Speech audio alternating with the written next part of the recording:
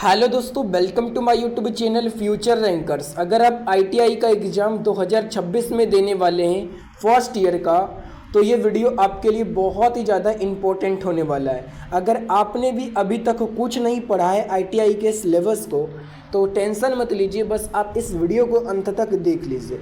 मैं आपको इस वीडियो में करवाने वाला हूँ 50 इम्पोर्टेंट क्वेश्चन। और हाँ, ये इलेक्ट्रीशियन ट्रेड के लिए है, तो जिसका भी ट्रेड इलेक्ट्रीशियन है वही सिर्फ इस वीडियो को देखिएगा। और इस वीडियो में मैं जो 50 क्वेश्चन करवाऊंगा वो थियोरी बेस्ड क्वेश्चन होंगे, तो ज़रूर आप लोग इस वीडियो को अंत तक देखिएगा। तो चलिए वीडियो को स्टार्ट करते हैं। पहला क्वेश्चन है, कौन सी युक्ति धूप को विद्युत ऊर्जा में बदलती है? धूप को विद्युत ऊर्जा में कौन सी युक्ति बदलती है? तो फोटोवोल्टेइक सेल बदलती है। राइट आंसर हो जाएगा ऑप्शन ए। अगला क्वेश्चन है, क्वेश्चन नंबर 2, द्वितीयक सेल किस नियम से कार्य करता है? तो द्वितीयक सेल ये जो है किस नियम से कार्य करता है ये बताना है। तो फेराडे के विद्युत अपघटन के नियम पर द्वितीयक सेल कार्य करता है। अगला क्वेश्चन है, क्वेश्चन नंबर 3, विद्युत अपघटन के दौरान एकत्रित द्रव्यमान की गणना करने का सूत्र क्या है? तो विद्युत अपघटन के दौरान एकत्रित द्रव्यमान की गणना करने का सूत्र होता है M=ZIT होता है। क्या होता है? M=ZIT। क्वेश्चन नंबर 4 है, बैटरी की क्षमता कैसे बताई जाती है? तो बैटरी की क्षमता एम्पियर घंटा में बताई जाती है। बैटरी की अगर पावर बताना हो तो एम्पियर घंटा में बताया जाता है। ऑप्शन नंबर डी हो जाएगा।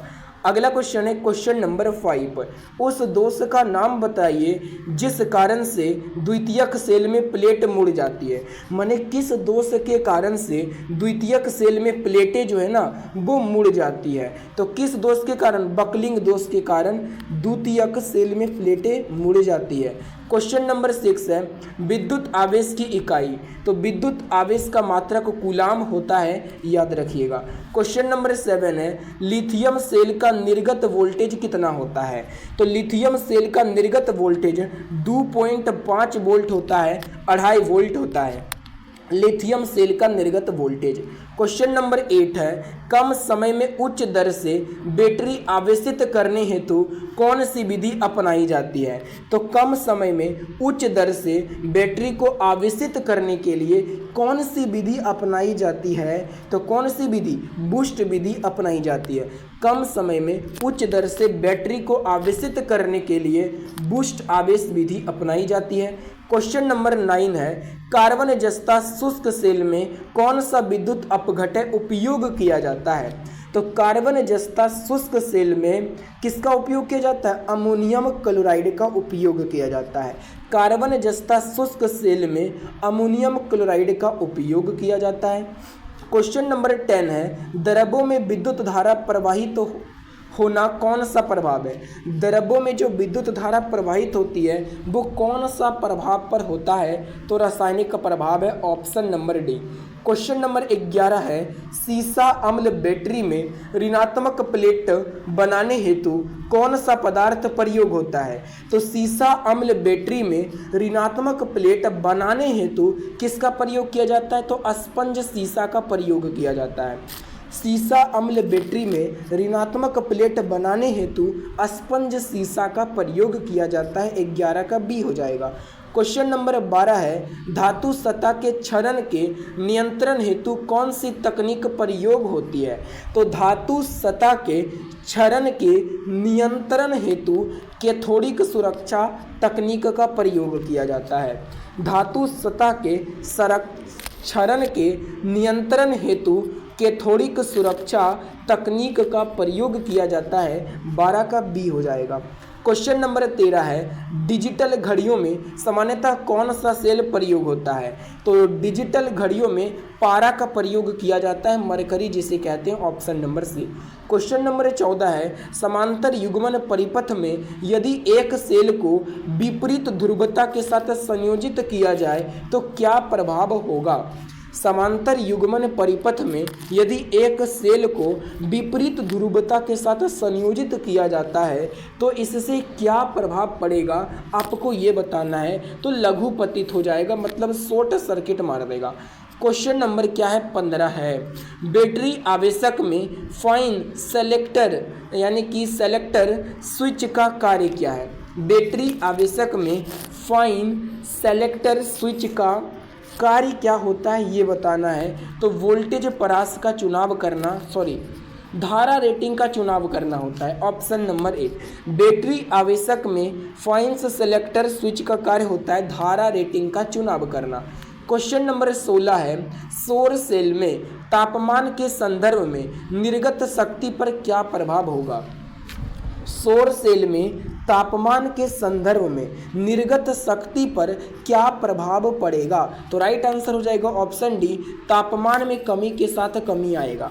सौर सेल में तापमान के संदर्भ में निर्गत शक्ति पर क्या प्रभाव होगा, तो तापमान में कमी के साथ कमी होगा। क्वेश्चन नंबर 17 है, बैटरी में आवेशन के समय हाइड्रोमीटर का क्या उद्देश्य है। बैटरी में आवेशन के समय हाइड्रोमीटर का क्या उद्देश्य है। तो विद्युत अपघटय का विशिष्ट गुरुत्व निर्धारित करने में हाइड्रोमीटर का उद्देश्य यानी कि उपयोग किया जाता है। क्वेश्चन नंबर 18 है, फैराडे के विद्युत अपघटन के प्रथम नियम का सूत्र M = ZIT होता है। ये फैराडे के विद्युत अपघटन का प्रथम नियम है।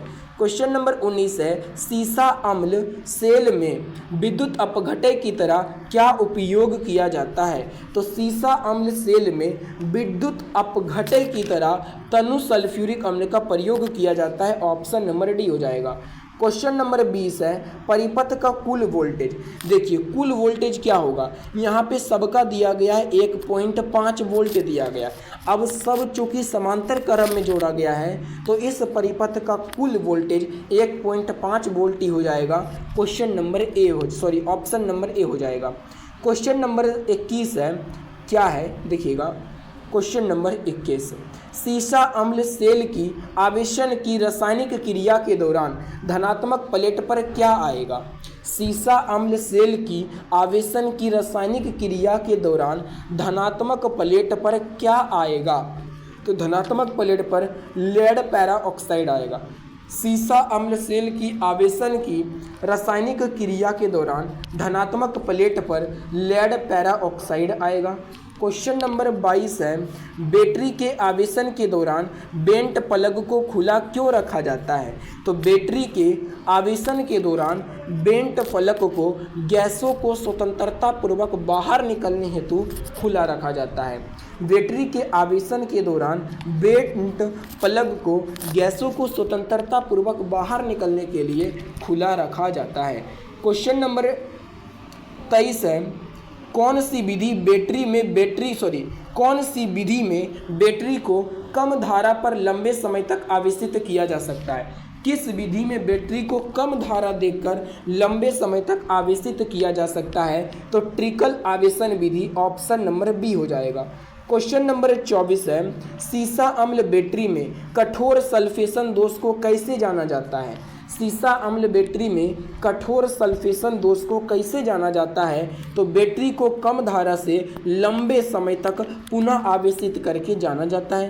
क्वेश्चन नंबर 25 है, सिल्वर ऑक्साइड बैटरी में कौन सा पदार्थ कैथोड इलेक्ट्रोड की तरह उपयोग किया जाता है। कैथोड इलेक्ट्रोड माने नेगेटिव की तरह किस पदार्थ का उपयोग किया जाता है। तो 25 का हो जाएगा ए, जस्ता। अगर पूछे एनोड पॉजिटिव की तरह तांबा या फिर कार्बन का उपयोग किया जाता है या फिर तांबा का उपयोग किया जाता है। क्वेश्चन नंबर है 26 है, चांदी का विद्युत रासायनिक तुल्यांक क्या है। तो चांदी का विद्युत रासायनिक तुल्यांक होता है 1.1182 mg कूलम होता है।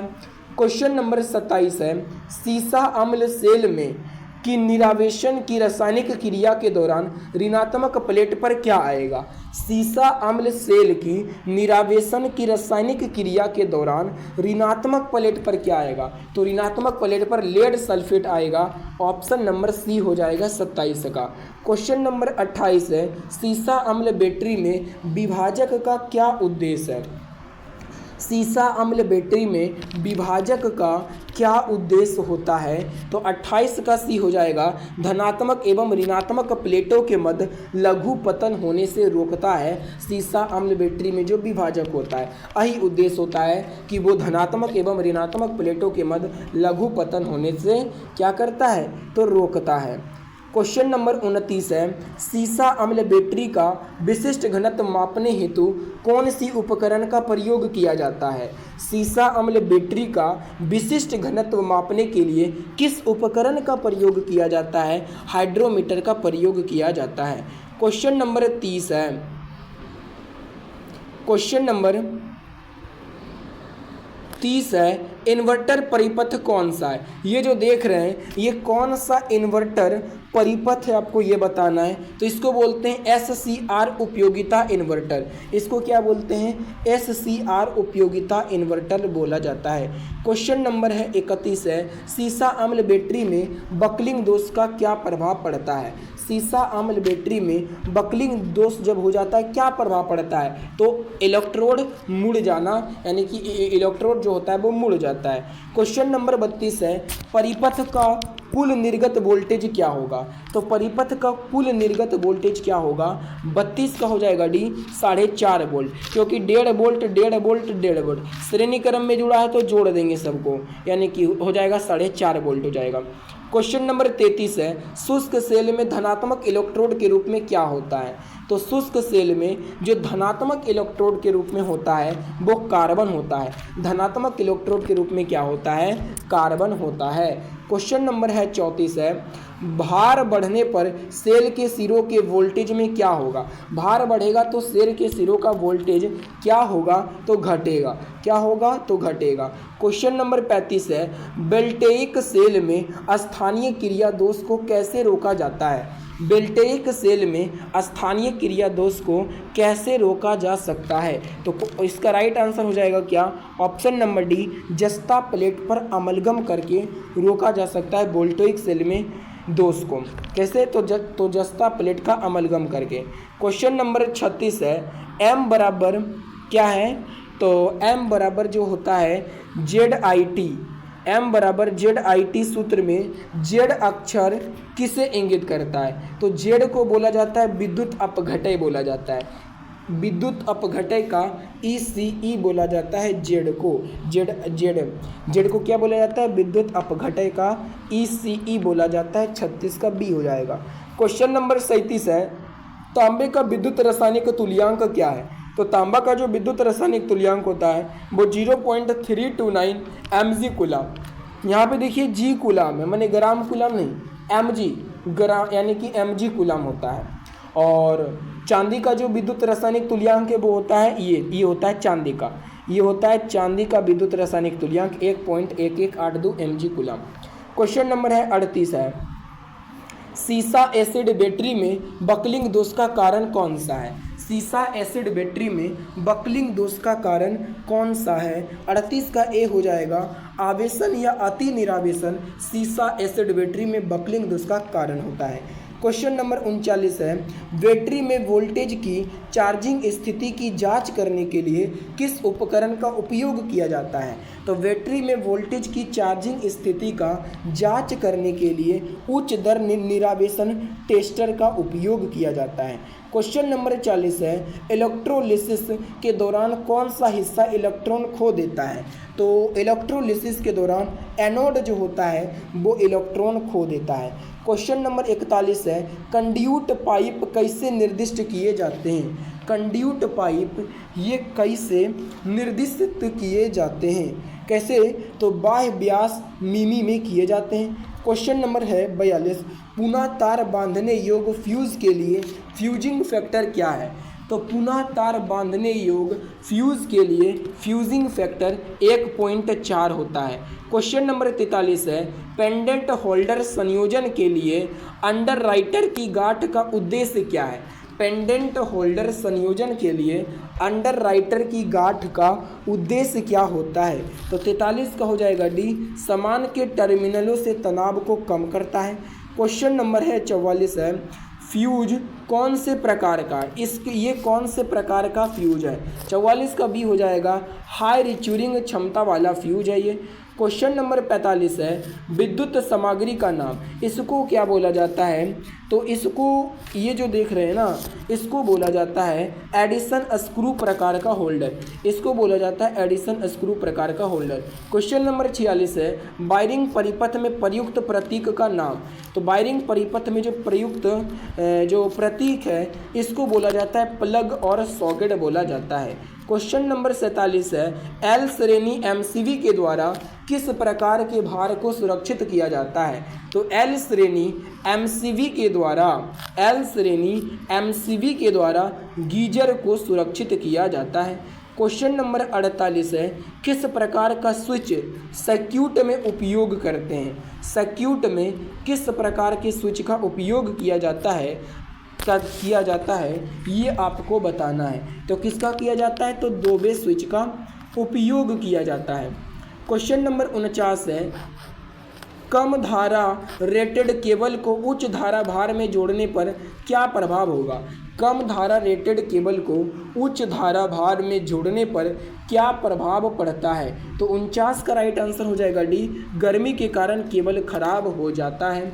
क्वेश्चन नंबर है 50, क्वेश्चन नंबर है 50 और देखिए क्या है 50 नंबर, कंड्यूट सामग्री का नाम क्या है। कंड्यूट सामग्री का क्या नाम है। तो 50 का क्या हो जाएगा, ऑप्शन नंबर सी, इसको बोला जाता है निरीक्षण बेंड बोला जाता है इसको। क्वेश्चन नंबर 51 है और आज का ये लास्ट सवाल है, मध्यवर्ती स्विच के साथ कितने टू वे स्विच एक लैंप को 3 अलग अलग स्थानों से नियंत्रित करने के लिए उपयोग किया जाता है। तो 3 अलग अलग स्थानों से नियंत्रित करने के लिए किसका उपयोग किया जाता है। तो 51 का हो जाएगा बी, 2 का। देखिए 3 अलग अलग स्थानों से नियंत्रित करने के लिए 2 का और 4 अलग अलग स्थानों से नियंत्रित करने के लिए 3 का उपयोग किया जाएगा, याद रखिएगा। तो 50 बोले थे लेकिन 51 सवाल लेके आए थे। तो अगर आप इसको याद कर लेते हैं तो आपको बहुत मदद मिलेगी एग्ज़ाम में। तो चलिए मिलते हैं नेक्स्ट वीडियो में और अगला वीडियो को भी इसके ज़रूर देखिएगा जहां 51 से बाद के क्वेश्चन को करेंगे। धन्यवाद।